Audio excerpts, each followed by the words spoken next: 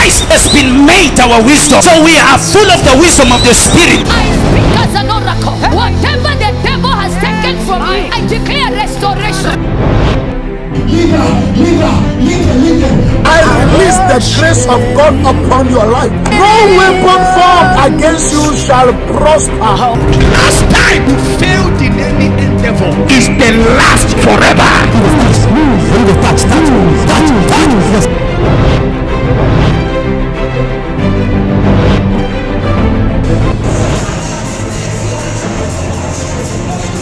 He called his prophets because of his people. The thought that I think towards you is the thought of good And not of evil, and to give you an expected end.